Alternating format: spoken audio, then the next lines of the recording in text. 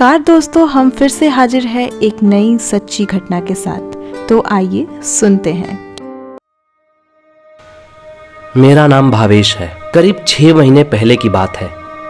मेरी नौकरी छूट गई थी और मेरे पास खाने पीने के भी पैसे नहीं बचे थे।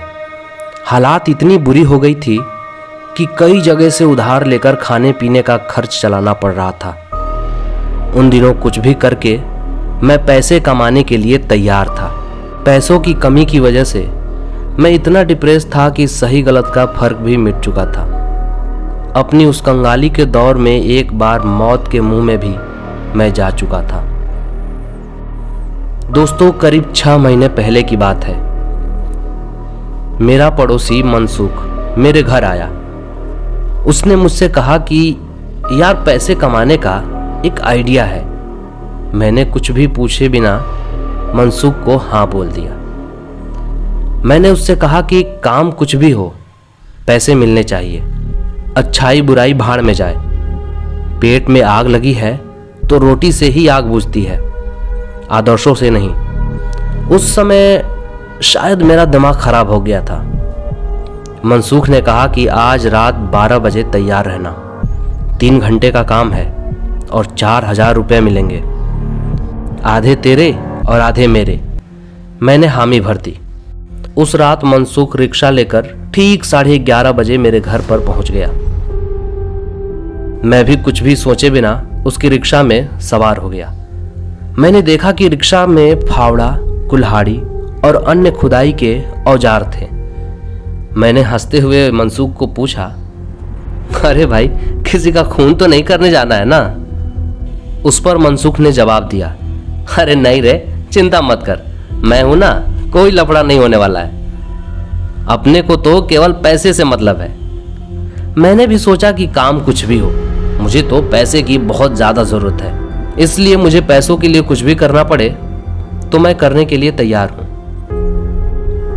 थोड़ी ही देर में मनसुख ने रिक्शा एक कब्रिस्तान के पास रोक दिया। फिर मुझसे कहा, चलो फावड़ा और कुल्हाड़ी लेके हमें अंदर जाना है। अब मुझे कुछ समझ में नहीं आ रहा था कि आखिरकार कब्रिस्तान के अंदर फावड़ा कुल्हाड़ी लेकर हम क्या करेंगे। लेकिन उसके बावजूद भी हम दोनों दीवार कूद के अंदर गए। मुझे अब काफी डर लग रहा था।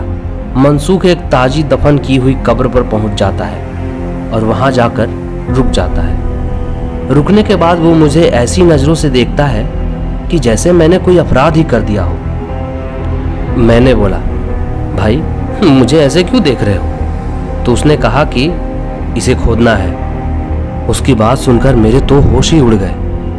मैं वहां से भागा और कब्रिस्तान से बाहर आ गया। रिक्शे के पास खड़े होकर मनसुख ने मुझे समझाया, तुझे क्या लगता है सीधी कमाई का कोई 4000 रुपये देता है? अगर तुझे यह काम करना है तो कर, वरना निकल जा यहाँ से। मैं किसी और को ढूंढ लूंगा, नहीं तो अकेले ही मैं जुटा रहूंगा। कुछ देर मैंने सोचा, फिर मुझे ख्याल आया कि वैसे भी जो मर चुका है वो तो मर ही चुका है। उसकी लाश का कौन क्या करेगा? उससे अब किसी को क्या ही फर्क पड़ेगा। वैसे भी अगर कुछ करके पैसे नहीं कमाए तो मेरी लाश भी किसी गटर के पास पड़ी होगी। थोड़ी देर में हिम्मत करके मैं उस घिनौने और गलत काम के लिए राजी हो गया। कुछ ही देर में हमने उस कब्र को खोदकर लाश बाहर निकाल ली।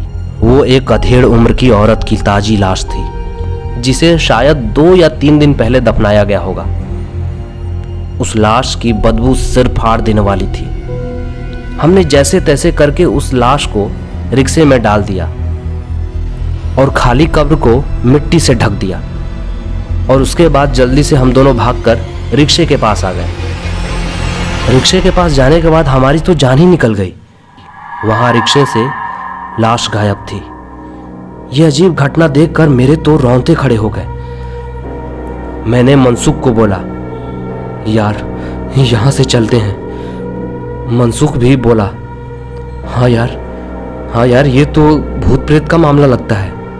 हम दोनों फौरन उस जगह से भागने लगे। मनसुख ने फौरन रिक्शा चालू करना शुरू किया, पर उसका रिक्शा चालू हो तब तो हम वहां से भागे। अचानक हमारी नजर कब्रिस्तान की ओर गई। हमने देखा कि वो मुर्दा औरत अपने कब्र पर बैठी थी और हमारी ओर देखे जा रही थी। अंधेरे में साफ तो नहीं दिख रहा था, पर पक्का अंदाजा था कि वहां पर वही मिट्टी के ऊपर लाल कपड़ों वाली औरत थी जिसे हमने खोद कर निकाला था।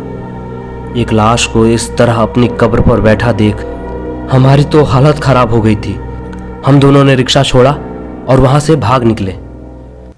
सुबह होते ही जब हम वहां पहुंचे तो हमें सब कुछ सामान्य दिख रहा था। हम रिक्शा वहां से खींचकर वापस ले आए। उस दिन मैंने कसम खा ली, मर जाऊंगा लेकिन पैसे के लिए ऐसा खतरनाक और घिनौना काम कभी नहीं करूंगा। दोस्तों, पैसे के लालच में आकर कभी भी गलत काम नहीं करना चाहिए। ये थी मनसुख की कहानी। अगर आपको ये कहानी अच्छी लगी हो तो प्लीज़ शेयर करें, कमेंट करें, लाइक करें और हमारे चैनल को सब्सक्राइब भी करें।